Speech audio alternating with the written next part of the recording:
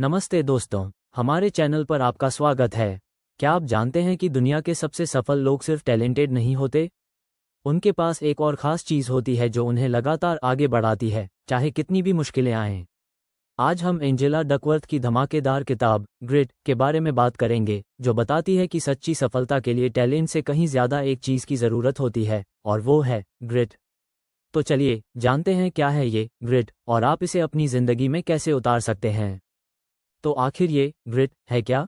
Angela Duckworth के मुताबिक grit दो चीज़ों का मेल है, पैशन और परसिवियरेंस। इसका मतलब है अपने बड़े लॉन्ग टर्म गोल्स के लिए जुनूनी होना और फिर उन गोल्स को पाने के लिए लगातार प्रयास करते रहना, चाहे कितनी भी रुकावटें आएं।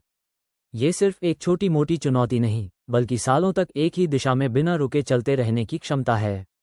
एक मैराथन धावक की तरह जो फिनिश लाइन तक पहुंचने के लिए हर दर्द सहता है।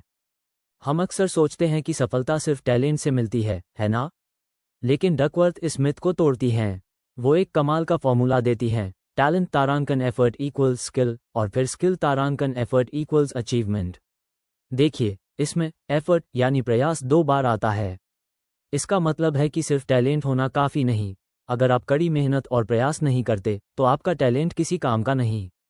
और अगर आप टैलेंटेड नहीं भी हैं तो लगातार प्रयास से आप अद्भुत चीज़ें हासिल कर सकते हैं। ग्रिट को विकसित करने के लिए 4 मुख्य चीज़ें ज़रूरी हैं। पहली है इंटरेस्ट यानी रुचि। आपको वो काम खोजना होगा जिसमें आपकी सच्ची रुचि हो, जो आपको अंदर से उत्साहित करता हो। ये सिर्फ कुछ ऐसा नहीं होना चाहिए जो आपको पसंद हो, बल्कि ऐसा काम जो आपको बार बार करने और उसमें गहराई तक जाने के लिए प्रेरित करे। अपनी पसंद को पहचानना ग्रिट की पहली सीढ़ी है, क्योंकि बिना रुचि के आप ज़्यादा देर तक टिक नहीं पाएंगे। दूसरी चीज़ है प्रैक्टिस यानी अभ्यास। लेकिन सिर्फ कोई भी अभ्यास नहीं, बल्कि पर्पसफुल प्रैक्टिस। इसका मतलब है जानबूझकर ऐसे तरीके से अभ्यास करना जिससे आप बेहतर बन सकें। ये आसान नहीं होता। इसमें आपको अपनी कमियों पर ध्यान देना होता है, फीडबैक लेना होता है और खुद को लगातार चैलेंज करना होता है। एक म्यूजिशियन या एथलीट की तरह जो हर दिन अपनी स्किल्स को तराशता है, भले ही वो पहले से ही अच्छा क्यों ना हो।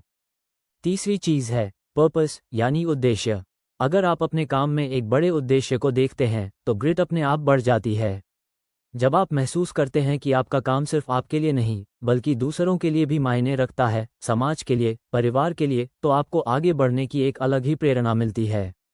एक डॉक्टर या टीचर को देखें, वे सिर्फ पैसा नहीं कमाते, बल्कि लोगों की जिंदगी बदल रहे होते हैं। और चौथी चीज़ है होप यानी उम्मीद।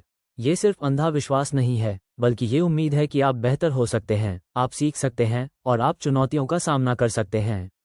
ये ग्रोथ माइंडसेट का ही एक हिस्सा है, जहां आप अपनी असफलताओं से सीखते हैं और उन्हें सीखने का अवसर मानते हैं, न कि अंत। मैं कर सकता हूं या मैं सीख सकता हूं का विश्वास ग्रिट को जिंदा रखता है। तो दोस्तों, ग्रिट हमें सिखाती है कि टैलेंट से ज़्यादा महत्वपूर्ण है हमारा जुनून और हमारा अटूट प्रयास। ये सिर्फ कुछ लोगों के लिए नहीं है, बल्कि इसे सीखा और विकसित किया जा सकता है। अपने लक्ष्यों को स्पष्ट करें, अपनी रुचि पहचानें, जानबूझकर अभ्यास करें, एक बड़ा उद्देश्य खोजें और हमेशा उम्मीद बनाए रखें। याद रखिए, सफल लोग हमेशा सबसे टैलेंटेड नहीं होते, लेकिन वे सबसे ज़्यादा ग्रिट वाले होते हैं। तो ये थी एंजेला डकवर्थ की बेहतरीन किताब ग्रिट की समरी। उम्मीद है आपको इससे बहुत कुछ सीखने को मिला होगा। आपको यह वीडियो कैसा लगा और आप अपनी लाइफ में ग्रिट को कैसे इस्तेमाल करते हैं, हमें कमेंट्स में ज़रूर बताएं।